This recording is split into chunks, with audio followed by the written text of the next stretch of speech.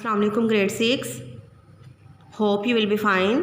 Today is 29th July 2020.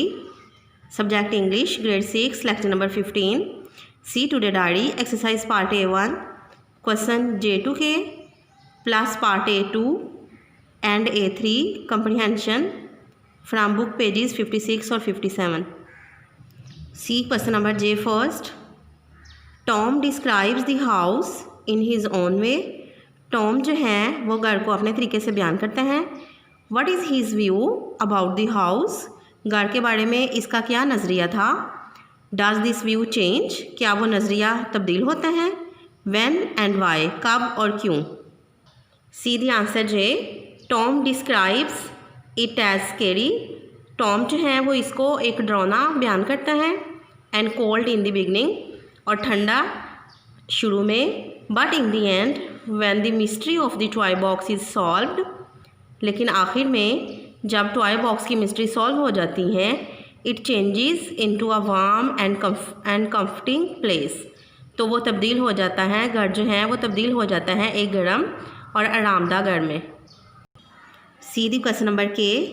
The woman, her husband and daughter were obviously taken care of in the end.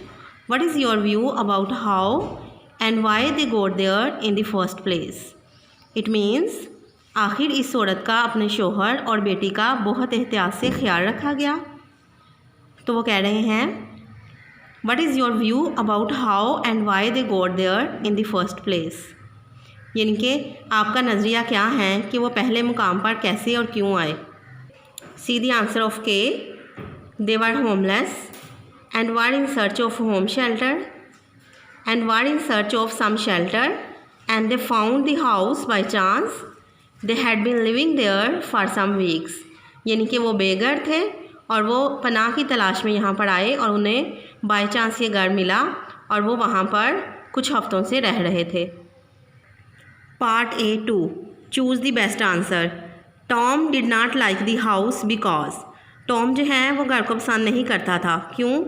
Because it was cold, damp and spooky. यानी कि वो ठंडा था, नमी वाला था और असेब ज़दा था. B. Tom's parents were annoyed with Tom because. Tom के जो वालदैन थे वो उससे नाराज़ थे. क्यों.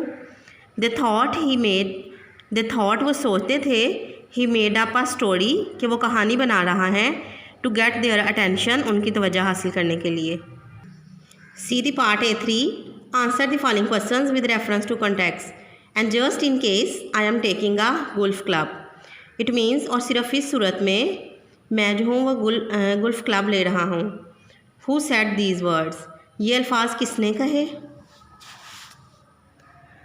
Tom's father said these words. ये अल्फाज किसने कहे. टॉम के फादर ने ये अल्फाज कहे. To statement. Why does the speaker say just in case? In case of what? इनके स्पीकर क्यों कहते हैं just in case और in case of what? See the answer. He takes it as a precaution. यानी कि वो सिर्फ उसे एहतियात के तौर पर लेके जाता है. In case he encountered a sort of criminal. यानी कि उस केस में जब कभी उसका जो है वो आमना सामना किससे हो जाए. एक क्रिमिनल से. 3. What club does he take? यानी कि वो कौन सा क्लब लेके जाता है. And what does he do with it? और उसके साथ वो क्या करता है. स्टूडेंट्स हमने पहले भी पढ़ा था कि गुल्फ क्लब की बहुत ज़्यादा एग्ज़ाम होती हैं और वो 3 आयरन लेके जाता है. देखिएगा answer. he takes a 3 iron and he swings it in the air as they walk along. यानी कि वो अपने साथ जो है वो 3 आयरन लेके जाता है स्टिक और उसको हवा में स्विंग करते हैं जैसे कि वो चलता जाता है. B. Father enter the room at a gallop. Gallop के हम कहते हैं स्विफ्ट को भी कहते हैं और तेज़ी से चलने को भी कहते हैं. इनके बाप जो हैं वो एक तेज़ी से कमरे में दाखिल हुआ. Why did father enter the room in this fashion. इनके बाप जो हैं जो वालिद हैं वो इस अंदाज में कमरे में क्यों दाखिल हुआ. He is responding to his son scream.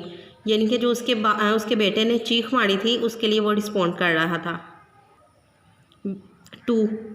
What did he find in the room at this time. उस वक्त जो है वो रूम में वो क्या पाता है.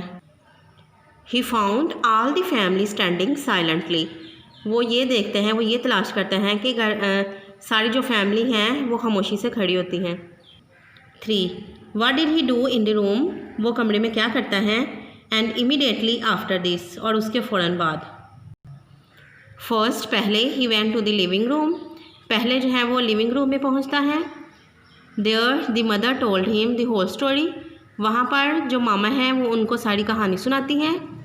ही then went to the playground again to investigate, और फिर वह दोबारा जो है वो प्ले ग्राउंड में पहुँचता है तफ्तीश करने के लिए। Okay students, revise this lesson and write the questions clearly. अल्लाह हाफिज़।